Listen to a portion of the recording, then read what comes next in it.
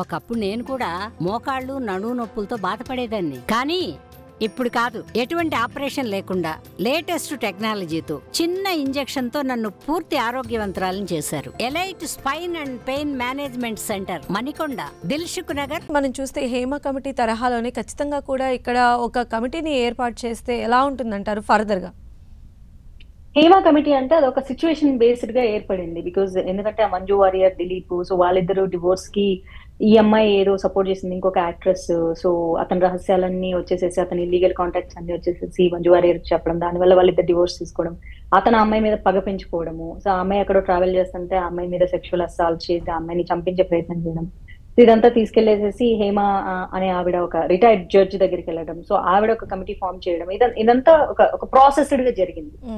But ఇక్కడ అలా జరగాలంటే మరి అలాంటి ఇన్సిడెంట్ ఏమన్నా జరగాలని మనం కోరుకోకూడదు కదా. మరి ఇలా జరిగినప్పుడు సినిమా ఇండస్ట్రీ వాళ్ళు వచ్చారు, పెట్టారు. అండ్ ఝాన్సీ గారు చాలా పొలైట్ గా మాట్లాడారు, చాలా డిప్లొమాటిక్ గా మాట్లాడారు. యాజ్ వెల్ యాజ్ ఎఫ్ఐఆర్ లో జానీ మాస్టర్ పేరు లేదని కూడా చెప్పేశారు. అట్ ద సేమ్ టైం అమ్మాయిలు ధైర్యంగా ముందుకొచ్చి కేసులు ఏదైతే పెట్టారో అది ఎఫ్ఐఆర్ వరకు వెళ్ళింది కాబట్టి అది పోలీసులు చూసుకోవాలి. ఏదో సెక్షన్ కింద కేసు పెట్టారు కాబట్టి పోలీసులు చూసుకోవాలి, కోర్టులో చూసుకోవాలి. మేము చేసేది ఏం లేదు ఫిల్మ్ ఇండస్ట్రీకి. మా దగ్గరికి వస్తే మేము ఆ అమ్మాయి ఆపర్చునిటీస్ పోకుండా చూసుకోగలగడమే మేము చేయగలిగే పని, అంతకంటే ఏం చేయలేదు. ఎందుకంటే when they are big actors, లేకపోతే బిగ్ డైరెక్టర్స్, ప్రొడ్యూసర్స్ చేసినప్పుడు ఎవరు ఏం చేయలేరమ్మా ఇక్కడ. Nobody can do anything. అయితే ఇప్పుడు మనం చూస్తే జానీ మాస్టర్ చాలా టాలెంటెడ్ కొరియోగ్రాఫర్ మాత్రమే కాదు, రీసెంట్గా ఆయనకి నేషనల్ అవార్డు కూడా వచ్చింది. అది తీసుకునే లోపే ఈ ఎలిగేషన్ అనేది బయటకు వచ్చింది. అంటే అసలు ఇలాంటి సిచ్యువేషన్స్ మనం ఎలా చూడాలంటారండి? ఐ డోంట్ నో మా. ఇక్కడ talent is different, character is different కదా. వ్యక్తిత్వానికి టాలెంట్ కి సంబంధం ఏముంది? You might be the top most talented person, but నీ వ్యక్తిత్వం నీ టాలెంట్ కి సంబంధం లేని విషయం కదా ఇక్కడ. సరే, దాన్ని ఎలా మ్యానిపులేట్ చేసి, ఎలా మాయ చేసి మరి అమ్మాయిని ఒప్పిస్తారో, బెదిరిస్తారో, లేకపోతే ఇంకోటి చేస్తారో. ఎందుకంటే ఈ రోజు సినిమా ఇండస్ట్రీలో ఒక పెద్ద హీరో సపోర్ట్ చేస్తున్నారు అని అంటున్నారు, పెద్ద హీరో సపోర్ట్ చేస్తున్నారు. ఇంకొక పెద్ద ఫిల్మ్ ప్రొడ్యూసర్ ఆ అమ్మాయికి ఆపర్చునిటీస్ ఇస్తాం, ఎక్కడ కెరియర్ నాశనం చేయమంటున్నారని ఒకళ్ళు ముందుకు వచ్చారంటే దర్ షుడ్ బి సంథింగ్, ఏదో స్ట్రాంగ్ ప్రూఫ్ ఉన్నట్లే కదా అక్కడ అర్థము.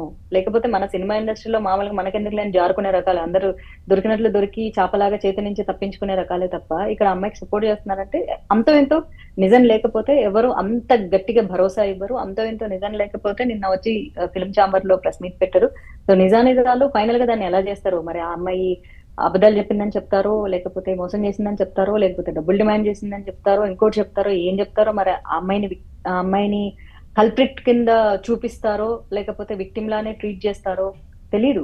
సిచ్యువేషన్ ఫైనల్ గా ఎలా ఎంత క్రియేట్ చేసిన నిజానైతే ఎవరు దాచలేరు కదండి ఆవిడ. అంటే నిజానైతే ఎగ్జాక్ట్లీ ఇప్పుడు పెళ్ళైపోయి తనకేదో కిడ్ కూడా పుట్టిన తర్వాత ఇప్పుడు వచ్చి ఆ అమ్మాయికి కేసు పెట్టాల్సిన అవసరం అయితే ఏం లేదు. So maybe there is something happened. నేను అదే అంటున్నా, టాలెంట్ కి వ్యక్తిత్వానికి సంబంధం లేదమ్మా. గొప్ప గొప్ప టాలెంట్ ఉన్న వాళ్ళ వ్యక్తిత్వాలు చాలా గలీజ్ గా ఉంటాయి. ప్రాక్టికల్ గా నేను చాలా మందిని చూస్తాను స్కూల్ కాలేజ్ చదువుకునే రోజుల దగ్గర నుంచి.